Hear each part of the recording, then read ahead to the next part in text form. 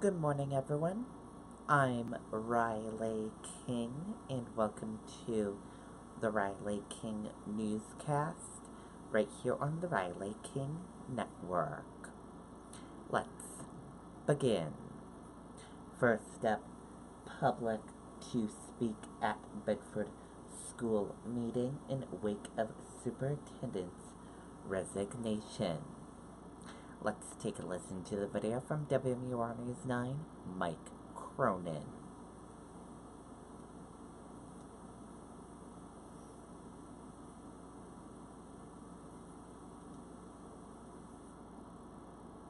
Great Bay has actually helped me gain this wonderful understanding that I don't really think I could have gotten anywhere else. I always kind of thought of community college as just stepping. Bedford's interim superintendent, Mike Fournier, is now in charge of a district that he says needs to heal together. It is clear to me that Bedford does need leadership that remains consistent, open, and transparent. Chip McGee stepped down from the position Friday after the outcry for his resignation. But some parents say it should not end there. These people have no business having any interaction or any oversight with any child. Earlier this month, a few Bedford School District staff members voiced support for former guidance counselor Christy Torbeck.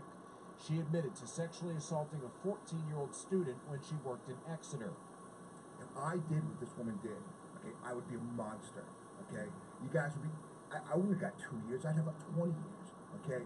I would be a monster. And you can't separate the two, you just can't.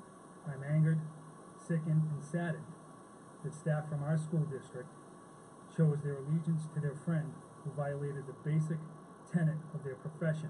Parents calling for more action to restore trust and credibility. Whether it is Penn State, Michigan, Gymnastics Association, there is always an opportunity for growth and improvement, and I think that is where we are here. Two students also spoke, one in favor and one against the guidance department. The superintendent says there is more work to be done. He's reviewing what's happened over the last 3 weeks, and he'll make recommendations to the school board on policy and personnel. In Bedford, Mike Cronin, WMUR News 9. Okay, and there you go on that video and that report.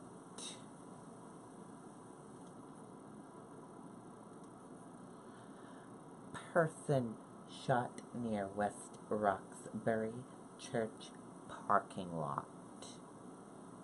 Let's take a listen to the video from WCVB Boston.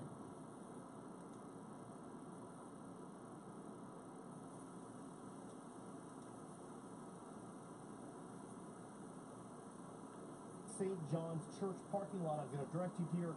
Right there you can see some evidence markers in the middle of this parking lot. They got a call about 9:30 of a person shot. When they arrived, they found a man with gunshot wounds to his torso. He's now been upgraded to non-life-threatening injuries, but they also found another male who was injured.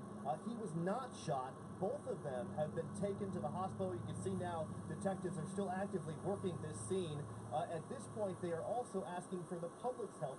They say that they are on the lookout for a white Honda. They don't have the date of that white Honda, but they believe that it might have a shattered windshield. If you see that car, do not approach. Simply call 911.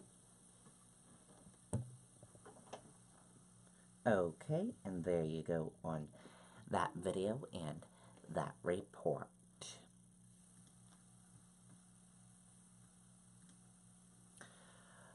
Burrick brothers reported missing, found safe at small camp.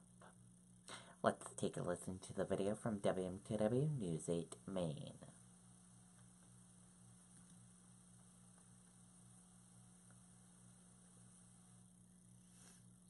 Two brothers from Berwick were reported missing on Monday have been found safe. Police said Charles Cameron 9 and Christopher Cameron 11 were located at a small camp on Rochester Street in Berwick a little after 5 p.m. Monday. Police said earlier Monday they believed the boys were on bicycles. The boy's father said they hid their bikes behind the camp, but a neighbor noticed them and called police. The boy's father told WMTW they are doing fine and are now with him.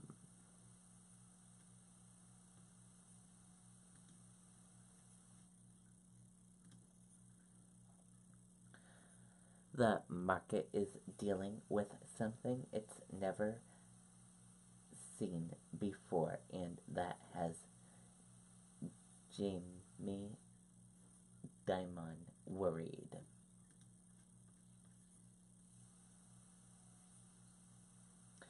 Let's take a listen to the video from CNBC.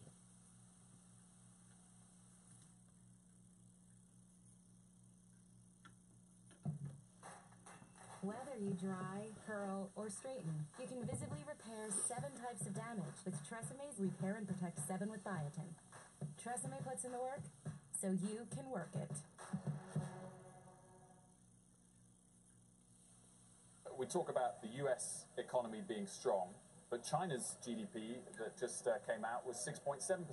If that trade battle with China continues to escalate, who wins it ultimately? Who can so right take now, it? I put in the skirmish category, and the business community is pretty much represented to the president that we agree with a lot of the issues raised by China. The business community in general would have approached it differently, which is to get Canada, Mexico, Japan, and Europe to have a common front to present to China the way trade should be done. It needs to be fixed. We want it to be fixed. He's taken an approach which, I'm a little worried could create these negative outcomes. We've told the president that. I'm hoping his methods work. If it becomes more in the skirmish, if you do $200 billion more and you do the auto tariff, stuff like that, yeah, I think it could offset, some of the benefit we've had from the good things he's done. You said you told the president that you disagree with his tactics. What was his response? He obviously doesn't agree with us, and so, but I would also tell I was also tell the president that two of his advisors told him, and I'm not going to name them, but they told him there would be no retaliation. We said there absolutely will be, and they were wrong. Several people said there would be no effect on consumer spending or inflation, and they're wrong. So the fact is, some of those things are wrong. I want him to do what he wants. I want him to succeed at having better trade. I think NAFTA should be done.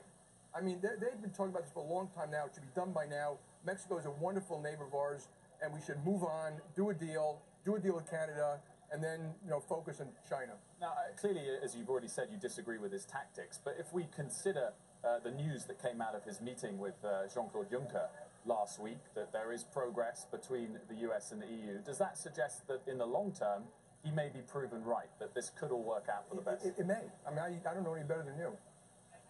But you criticize his advisors for giving him the wrong advice on tactics? Well, no, I think there's been retaliation, and I think if we do it, there'll be another predictable round of retaliation, and there'll be a mounting uncertainty and a reducing investment, and it'll eventually slow down the GDP. And of course, no one wants that. We think there are just better ways to do it, but obviously we want him to finish a trade deal with China that deals with the important subjects. Reciprocal ownership, how intellectual property gets handled, non-tariff barriers and stuff like that. So those issues are all real. They need to be resolved. Okay, and there you go on that video and that report.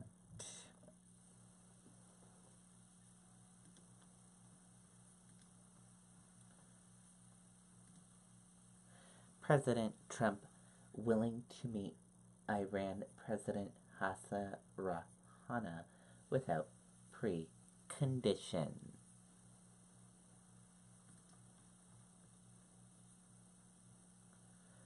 Let's take a listen to the video from ABC News.